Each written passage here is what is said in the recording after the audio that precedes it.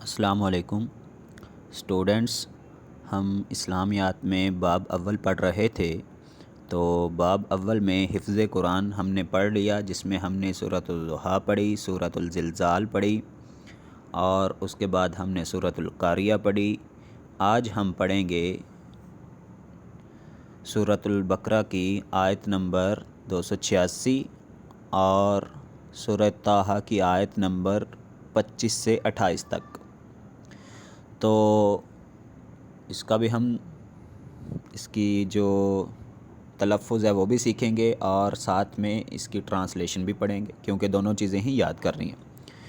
تو پہلے ہم اس کا تلفظ سیکھ لیتے ہیں اور ساتھ میں بعد میں اس کی جو ٹرانسلیشن ہے وہ بھی سیکھیں گے۔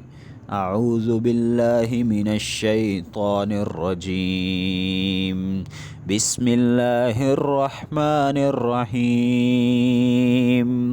ربنا لا تؤاخذنا ان نسینا او اخطأنا ربنا ولا تحملنا إصرا كما حملته على الذين من قبلنا ربنا ولا تحملنا ما لا طاقة لنا به واعف عنا واغفر لنا وارحمنا أنت مولانا فانصرنا على القوم الكافرين۔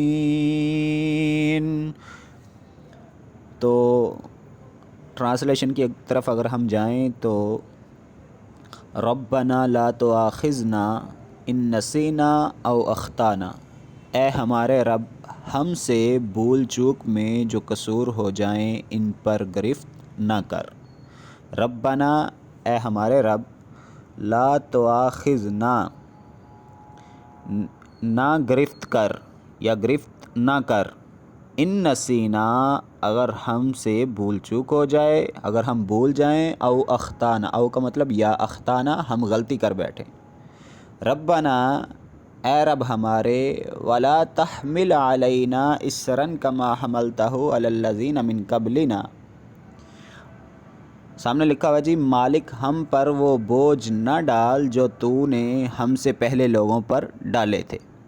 تو اگر ہم لفظی ترجمے کی طرف جائیں تو وہ بنے گا ربنا، اے رب ہمارے، ولا تحمل علینا، اور نہ ڈال ہم پر، اصراً بوجھ، کما جس طرح کا، حملتہ تو نے بوجھ ڈالا تھا، علی الذین ان لوگوں پر، من قبلنا جو ہم سے پہلے تھے۔ ولا تحملنا ما لا طاقت لنا بھی، پروردگار جس بار کو اٹھانے کی طاقت ہم میں نہیں ہے وہ ہم پر نہ رکھ۔ ربنا، اے رب ہمارے، ولا تحملنا، اور نہ رکھ ہم پر، بار کہتے ہیں بوجھ کو، ما لا طاقت لنا بھی، جس کی طاقت ہم میں نہیں ہے، مطلب جس بوجھ کو اٹھانے کی طاقت ہم میں نہیں ہے وہ بار ہم پر نہ رکھ۔ واعف عنا، اور ہمارے ساتھ نرمی کر، واغفر لنا، اور ہم سے درگزر فرما، وارحمنا، اور ہم پر رحم کر، انت مولانا، تو ہمارا مولا ہے، فانصرنا، تو ہماری مدد کر، علی القوم الکافرین، کافروں کے مقابلے میں۔ تو یہ تھی جی سورۃ البقرہ کی آیت نمبر 286 یعنی کہ 286۔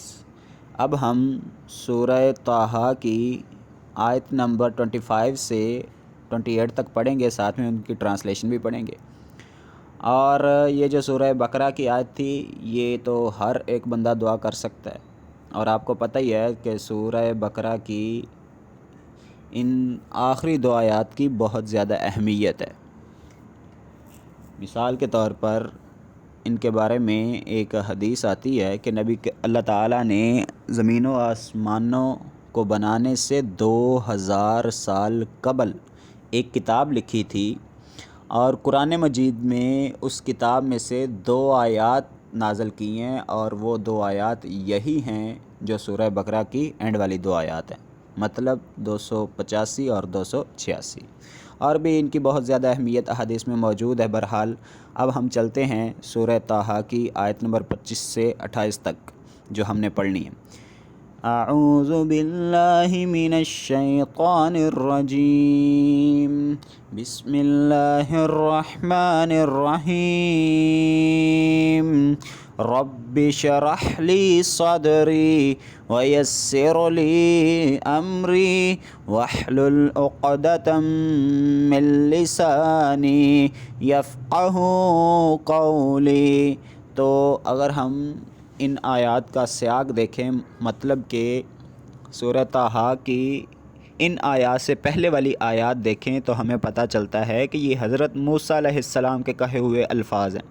تو حضرت موسیٰ علیہ السلام نے کیا کہا؟ رب اشرح لی صدری، پروردگار میرا سینہ کھول دے، مطلب جو وحی والا بار، جو بوجھ وحی والا مجھ پر، جو وحی والی ذمہ داری مجھ پر ڈالی ہے، اب اس ذمہ داری کو پورا کرنے کے لیے میرا سینہ بھی کھول دے۔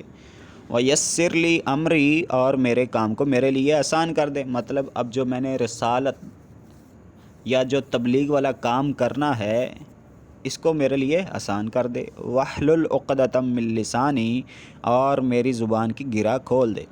تو شاید موسیٰ علیہ السلام یہ سمجھتے تھے کہ میری زبان میں اتنی فصاحت نہیں ہے جو کہ تبلیغ کا کام کرنے کے لیے ہونی چاہیے، تو اللہ تعالیٰ سے دعا کر رہے ہیں کہ میری زبان کی گرہ کھول دے۔ یفقہوا قولی، تاکہ لوگ میری بات سمجھ سکیں۔ تو بچوں یہ تھی جو سورہ بقرہ کی آیت نمبر 286 اور سورہ طٰہٰ کی آیت نمبر 25 سے 28 تک۔ تو بچوں آپ نے ان آیات کو بھی یاد کرنا ہے اور ساتھ میں ان کی ٹرانسلیشن بھی یاد کرنی ہے۔ تو مجھے امید ہے کہ جس طرح سے آپ کو پڑھایا گیا اسی طرح آپ کو سمجھ آ چکا ہوگا۔ نیکسٹ ٹائم کے لیے دیجیے اجازت، اللہ حافظ۔